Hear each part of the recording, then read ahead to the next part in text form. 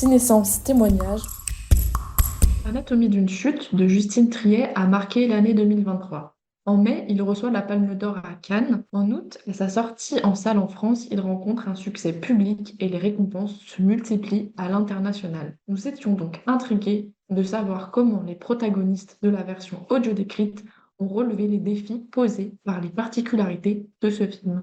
Grâce à la production des films Péléas, nous avons été mis en contact avec Sabrina Bus de la compagnie Véhicule qui a souhaité associer à notre interview Delphine Armel, collaboratrice non-voyante, et Yann Richard, ingénieur du son.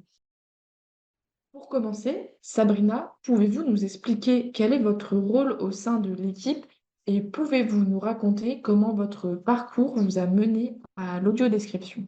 Mon rôle au sein de la compagnie Véhicule est d'être à la fois directrice artistique et autrice et actrice. Voilà, donc c'est vraiment extrêmement épanouissant pour moi. Je fais tout ce que j'aime et je travaille en équipe. La compagnie Véhicule a commencé à travailler sur des audiodescriptions en 2014. J'ai monté cette compagnie avec un double projet, celui de produire des spectacles pour le théâtre et celui de travailler dans l'audiovisuel et éventuellement de mettre au service des univers les compétences traversantes de l'un à l'autre. Mon premier métier était d'être autrice jeunesse chez Bayard et j'ai appris là le goût des mots, le goût du choix du mot juste, dans un grand respect pour ce public jeunesse, pour qui il faut être très synthétique et en même temps très précis. Et puis, j'étais également actrice au théâtre et c'est forte de ces deux univers et de ces compétences à la fois sur l'émotion, hein, parce qu'au théâtre, c'est vraiment incarner les émotions pour les partager, se laisser traverser, et le goût du mot que les audiodescriptions ont été un endroit tout choisi. Dans les audiodescriptions, j'ai vraiment pu déployer en fait ce que j'avais appris dans ces deux univers et les mettre au service l'un de l'autre en fait. Et vous, Delphine, quelles sont les expériences qui vous ont conduit à travailler dans ce domaine?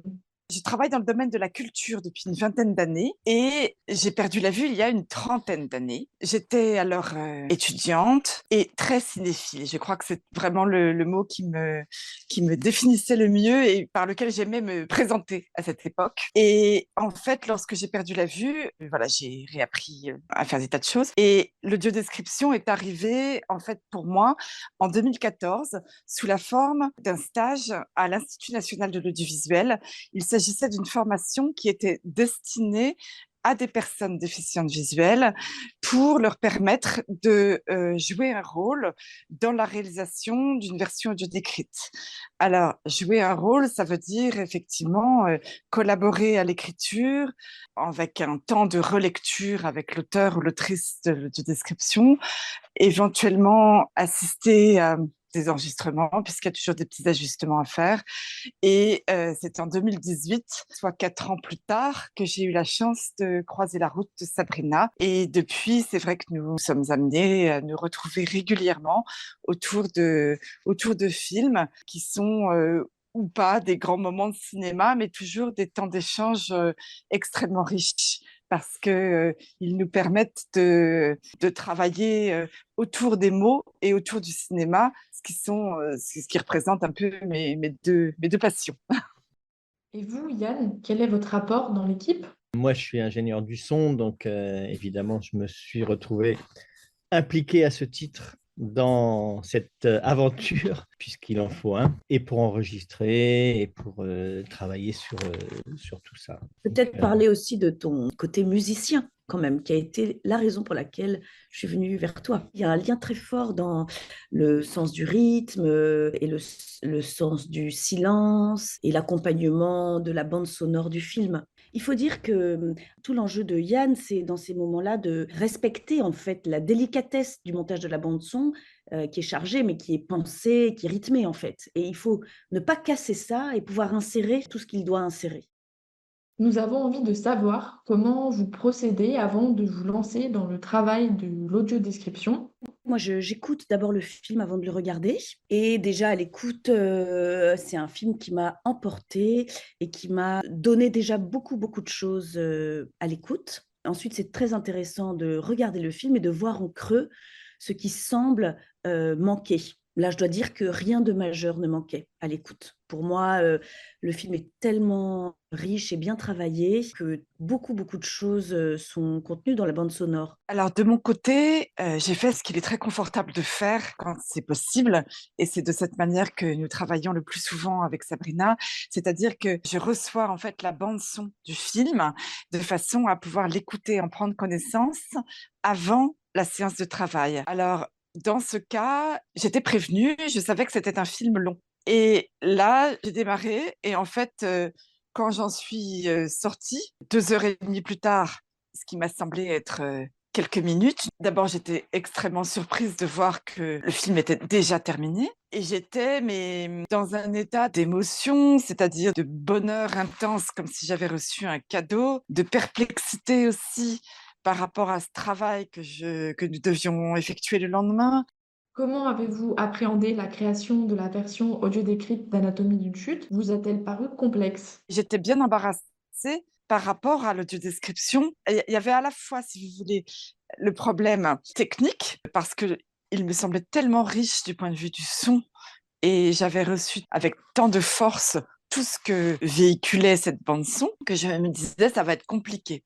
Et en même temps, je me disais c'est tellement beau, est-ce qu'on peut vraiment toucher à ce film sans l'entacher, sans l'abîmer? Je me suis dit, qu'est-ce que l'audiodescription va pouvoir apporter qui n'est pas déjà contenu dans le son du film? Et je souhaite toujours que l'audiodescription se place à un endroit juste, qui apporte quelque chose. Elle ne doit pas, je ne souhaite pas qu'elle vienne alourdir en chargeant trop la bande sonore des informations qui me paraissent caduques et qui, du coup, si on les donne, quelque part, dévoient le film ou le désaxe en fait. On peut toujours remplir les vides, bourrer, mais attention parce que dans la hiérarchie des informations, on risque alors de dévoyer le film. Écrire l'audiodescription d'un film qui vous a enthousiasmé est parfois plus difficile qu'écrire l'audiodescription d'un film qui vous a laissé plus indifférente. Parce que quand vous êtes très enthousiasmé par un film, vous êtes débordé par votre émotion et vous pouvez être tenté de partager d'abord votre émotion avant de partager les images du film. Or, vraiment, le travail de l'audiodescription, c'est de partager les images du film. Quand j'ai adoré un film, je risque d'être soit trop bavarde, soit moins proche de l'image, alors que c'est vraiment à ça que je dois sans arrêt revenir. Et donc, même si le film était plus court, ça pourrait être pour moi plus long comme travail, de travailler sur un film que j'ai beaucoup aimé. L'audio-description, en soi, elle n'était pas obligatoirement plus complexe que sur d'autres films, techniquement après, hein. Mais c'est effectivement, je pense qu'il y avait aussi tous ces dialogues et toute la traduction qui était en plus et qui était complexe, plus complexe que l'audio-description. Vous avez souligné la richesse de la bande sonore d'Anatomie d'une chute. Vous avez également mentionné que cela constituait un véritable défi technique pour l'audiodescription. Comment l'audiodescription a trouvé sa place dans un film où la bande son est dense? Et c'est important de laisser parler la bande son. C'est elle qui doit donner le là, c'est elle qui guide. Et nous, on vient en appui, en complément de la bande son, mais ça ne doit jamais être l'inverse. L'audiodescription ne doit pas s'imposer de sorte que la bande son n'apparaîtrait plus que comme une espèce de pâle illustration en fait de l'audiodescription. Donc, s'il y a effectivement un bruit tout à fait éloquent, on va certainement pas en parler avant et il sera peut-être superflu d'en faire mention, même voilà, de façon à ne pas alourdir, de ne pas charger davantage la bande son. Des scènes ont-elles particulièrement posé problème? Je pense effectivement à cette première scène qui était un vrai défi en écriture et technique avec le dialogue de Sandra et Zoé, la musique lancée par Samuel, le bain du chien, la balle qui roule. Voilà, j'espère qu'on a donné ce qu'il fallait pour qu'elle arrive jusqu'au spectateur aveugle. Bah, techniquement, il faut arriver à insérer. En fait, ça, c'est plutôt dans le mixage, parce que la version cinéma dans laquelle il y a la voix seule dans le casque, bon, ben, le placement est compliqué aussi, mais pour le mixage audiovisuel, quoi, donc version télé, de mixer la voix dans le film avec tous ces sons partout était. Oui, bah, toute la scène du début, là, avec avec l'interview. La dispute n'était pas très simple. Il fallait faire attention au son qui accompagnait la dispute, mais il y avait pas cette musique en plus, quoi. Et la musique, là, elle était tellement présente au début. C'était les scènes les plus compliquées. Oui. L'une des particularités les plus importantes d'Anatomie d'une chute est la présence de dialogues en langue étrangère. Pour traiter ces questions de traduction, vous avez fait appel à 2 comédiens et un pour la voix de l'audiodescription. Comment avez-vous traité les multiples langues dans l'audiodescription? Alors là, la particularité, c'est qu'il y a quand même 70% de sous-titres. C'est rarement autant. Il y avait un espèce d'enjeu énorme autour de tous ces dialogues sous-titrés, donc pour lesquels on a des acteurs, et puis une autre séance pour la voix de l'audiodescription. On souhaite que l'audiodescription soit discrète et invisible. Donc on ne souhaite pas que ce soit des voix qui prennent le devant, qui passent devant. Toute la traduction qui était en plus et qui était complexe, plus complexe que l'audiodescription. Mais celui-là était particulièrement compliqué puisqu'il y avait énormément de sons avec les voix. Enfin, tout était, c'est très chargé en son. Et c'est vrai que insérer de la voix là-dedans, c'était compliqué. Il y a tous ces moments où la musique qui est très présente et techniquement, c'est peut-être un des plus durs que j'ai fait. Comment avez-vous abordé la traduction des dialogues? Était-ce difficile de l'insérer dans la bande sonore? Avez-vous dû faire des choix? Ce que je fais d'habitude dans Hmm. des audiodescriptions, quand il y a de la traduction comme ça, c'est de laisser passer un petit peu les voix, l'amorce et un peu plus, pour laisser passer aussi le ton, l'émotion, les textes dans la langue, même si on peut ne pas comprendre, on peut aussi ressentir la manière de dire les mots, etc. Donc, en général, j'essaye toujours de laisser de l'espace à l'original. Là, ça ne marchait pas, en fait. C'était trop long, trop de texte, c'était trop intense dans le texte, dans tout ce qui était dit. Et donc, j'ai tout repris en remettant les voix, en laissant beaucoup moins passer l'anglais et en étant directement sur l'anglais, quasiment, quoi. C'est un choix qui est très pertinent de laisser la voix originale sur l'amorce et un peu plus. Mais là, ça crée un grand décalage si on laisse à chaque fois la voix. Et du coup, ça faisait comme s'il y avait même 2 dialogues finalement, celui dans la langue originale et celui en français. Et comme c'est déjà très chargé, c'était finalement plus au service du film parce qu'au bout d'un moment, on n'avait pas d'autre choix que de reprendre sur le même rythme. Et du coup, il n'y avait pas une systématisation. Or, il faut quand même qu'il y ait un code quelque part pour que quand on écoute, on sache que c'est systématiquement la même chose. Sinon, on peut se perdre, même si par moments c'est mieux. Disons qu'on a privilégié le choix d'avoir quelque chose d'un peu systématique. Le côté, effectivement, on va couvrir ses voix, par là même alourdir la bande son, me paraissait délicat, peut-être dommageable pour le film. La difficulté quand on adopte en fait une stratégie à un moment donné parce que c'est mieux, et puis ensuite on se dit ben non, là c'est pas possible, donc on va démarrer le voice-over depuis le début.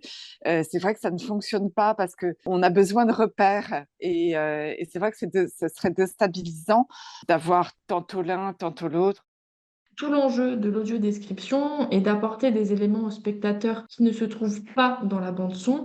Comment rendre compte de la richesse des images de ce film? Avez-vous des exemples de scènes à nous citer par rapport à cette question? Il était important d'apporter tous les éléments techniques qui viennent alimenter le procès et la compréhension du choc à tel endroit. Enfin voilà, ça c'était évidemment très important de pouvoir les restituer pour que l'on puisse se faire des images du mobile sur lequel reposent les témoignages de part et d'autre. Je me suis rendu compte qu'au-delà de la bande son, il y avait un film et que les images de ce film étaient encore plus belles, encore plus riches que ce que j'avais imaginé. Je me suis aperçue de toute la dimension cinéma de ce film à travers effectivement ce que nous avons essayé de mettre en évidence, Sabrina et moi, au moment de ce travail. Il y a aussi là effectivement ce que l'on dit et surtout le comment on le dit. Et ça, c'est vrai que c'est là le plus difficile. Comment faire passer tout ce que contiennent ces images, tout le montage. Là, ça a été un exercice particulièrement acrobatique avec ce film. Ce qui m'a évidemment laissé une très forte impression, c'est la dernière image de ce film. Elle est dans le silence et il y a là tout un travail de priorisation. Qu'est-ce qu'on décide de dire sur cette fin de film qui, voilà, m'a particulièrement touchée.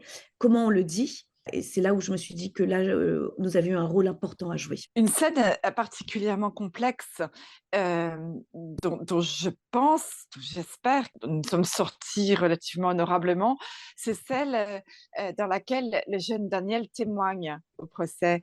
Il cite en fait les mots de son père, il se remémore en fait cette scène dans la voiture où ils étaient tous les deux, et à ce moment-là, à l'image, on n'est plus dans le tribunal, on n'est plus dans le prétoire, les images précédentes ont disparu, et lorsqu'il cite en fait son père, ces mots sont prononcés par la bouche de Samuel avec la voix du fils.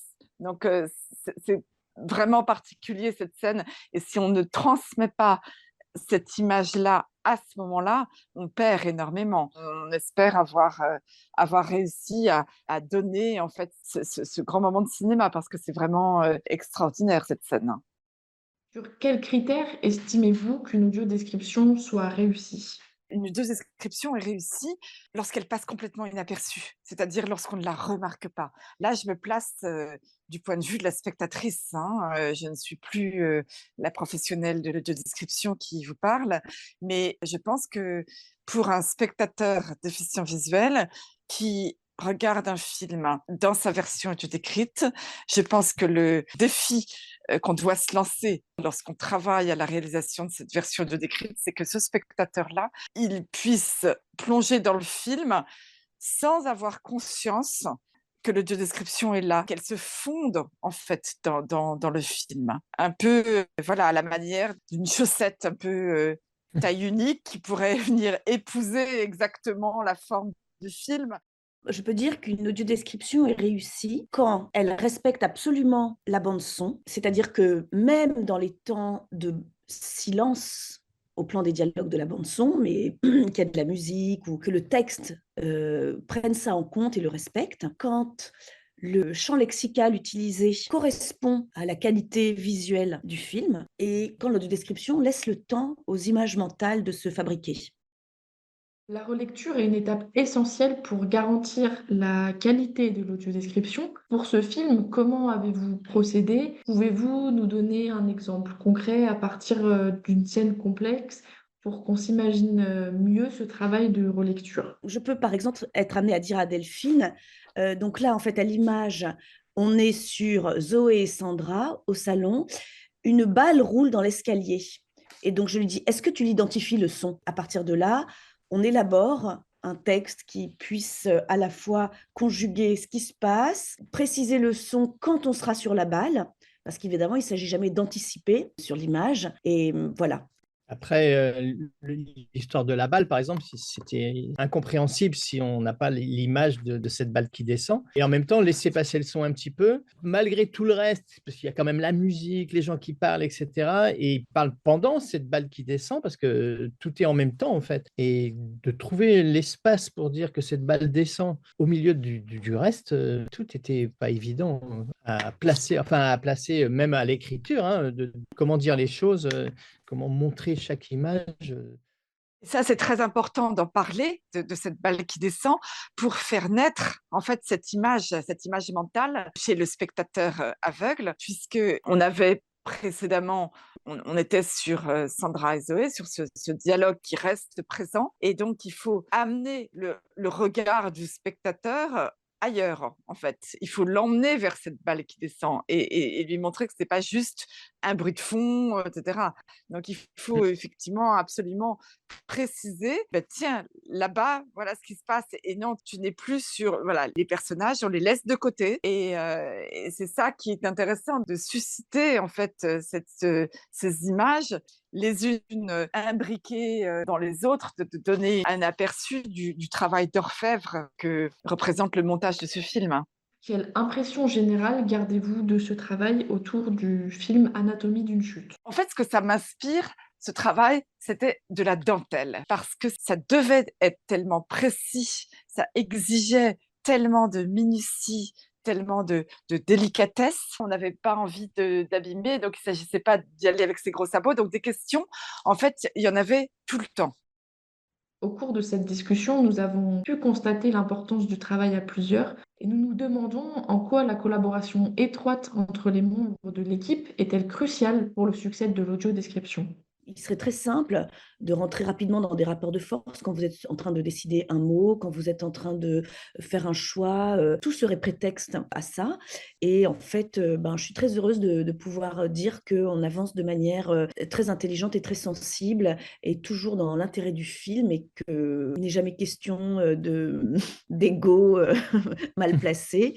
Enfin, je sais pas, j'ai envie de parler de ça parce que dans les projets artistiques, et c'est d'autant plus un risque qu'on est sur de la sensibilité, voilà, donc c'est majeur. Mais je crois que oui, sur la collaboration, je pense que c'est une façon de travailler qui s'est développée en fait au cours de ces dernières années. L'audiodescription aujourd'hui n'a plus la même forme que celle qui pouvait exister il y a une vingtaine d'années. Hein. Il y a eu quand même pas mal de chemin fait par les auteurs, les autrices, enfin tous les professionnels qui travaillent dans ce secteur. Et c'est très bien, l'audiodescription avance.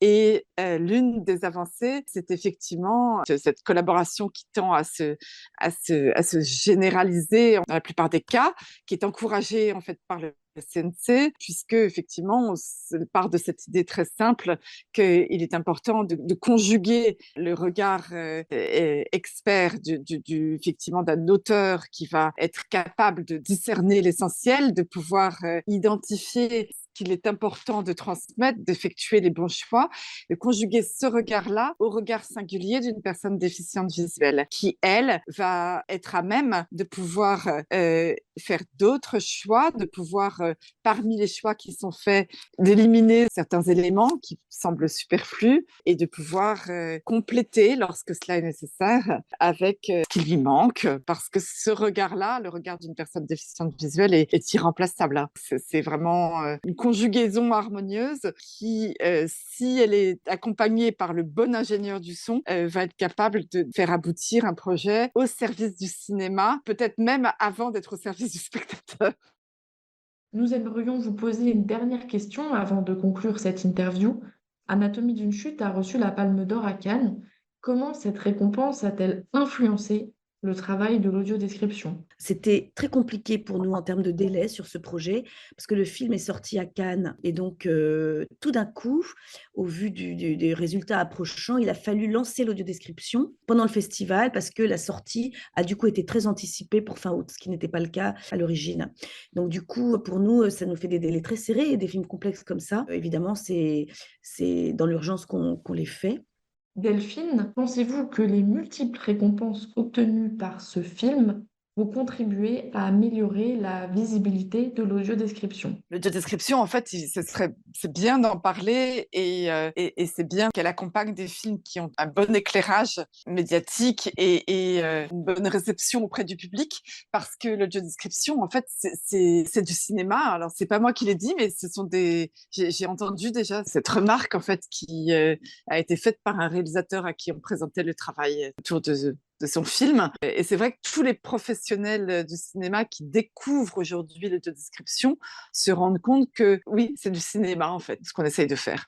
Après, je pense que l'audiodescription reste un champ à développer, à promouvoir, à faire connaître, parce que c'est pas tant un dispositif d'accessibilité, hein, l'audiodescription, bien sûr, ça aide, enfin, c'est là pour effectivement accompagner les personnes déficientes visuelles dans leur découverte d'un film, dans le partage aussi des émotions du cinéma avec d'autres personnes qui n'ont pas besoin d'audiodescription. C'est important de pouvoir en parler avec d'autres. Merci Delphine pour ce mot de la fin. On espère que votre travail contribuera à accroître la visibilité de l'audiodescription. Merci Sabrina, Delphine et Yann pour ce moment passé avec nous. Et merci de nous avoir montré les coulisses de la version audio décrite d'Anatomie d'une chute, en espérant échanger de nouveau avec vous sur un film à venir. Ce podcast a été réalisé par Marie Ferreira et Louise Chevalier pour l'association Cinescence.